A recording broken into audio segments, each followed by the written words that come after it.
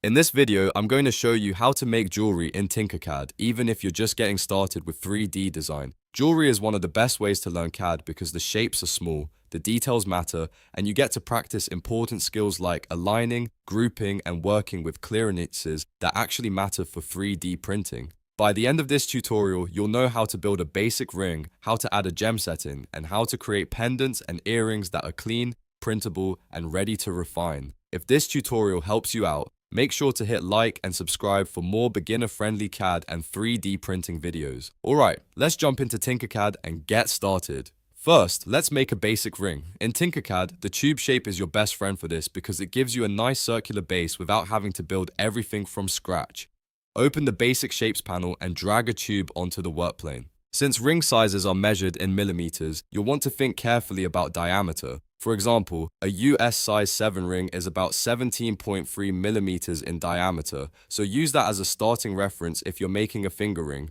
You can resize the tube to match the size you need, and remember that jewelry needs to feel comfortable on the hand, so don't make it too tight. Now, one of the most important settings for jewelry is smoothness. In the Shape Inspector, increase the side slider to the maximum or as high as Tinkercad allows, because a low-sided tube will look blocky when printed. For rings, you want that clean, round finish. This is especially important because tiny flat edges become really noticeable once the model is printed and worn. So take a moment here, zoom in, and make sure your ring looks smooth and professional. Next, let's add a setting for a gem or decorative stone. This is where your ring starts to look more like real jewelry. You can place a cylinder or a diamond shape on top of the ring to represent the stone. If you want the gem to appear seated into the metal, use a whole version of the gem shape instead. Make it slightly larger than the actual gem by about 0.2 millimeters, so it cuts a proper C into the ring body. That tiny bit of extra space is important for clearance because if the opening is too tight, your printed stone or decorative insert may not fit correctly. A really useful trick here is the workplane tool. Press W on your keyboard and click the top of your ring to move the workplane there. This makes it much easier to place decorative shapes exactly where you want them instead of guessing by height. Once the workplane is set to the top surface, you can drop in the gem, align it to the center, and make sure it sits perfectly on the ring.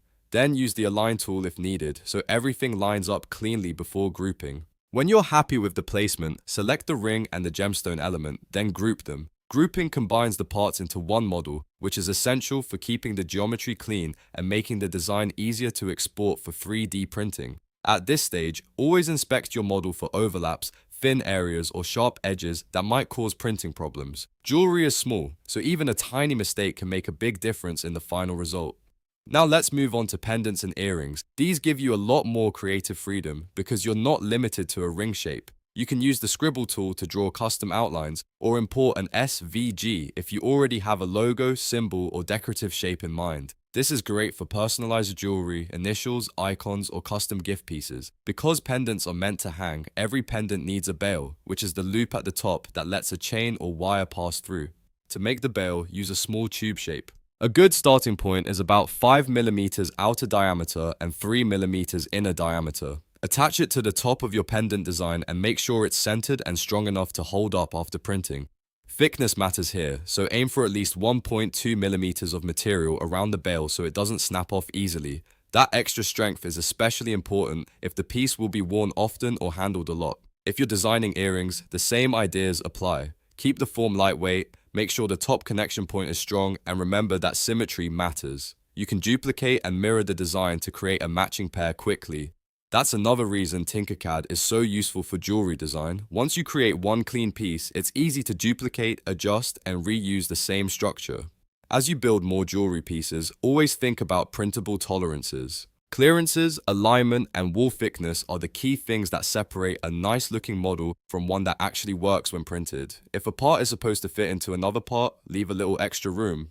If something is meant to be worn, make sure it feels balanced and durable. And if you're making decorative details, keep them bold enough to survive the printing process. Once your design is finished, rotate around the model and inspect it from every angle. Look for any accidental gaps, misaligned pieces, or shapes that haven't been grouped properly. Then export your design and send it to your slicer or print it directly, depending on your workflow. After printing, you can sand, polish, or finish the jewelry to give it a more professional look. So that's how to make jewelry in Tinkercad. You learned how to build a basic ring, how to add a gem setting, and how to design pendants and earrings with proper strength and clearance. If you found this helpful, please hit the like button and subscribe for more Tinkercad and 3D printing tutorials.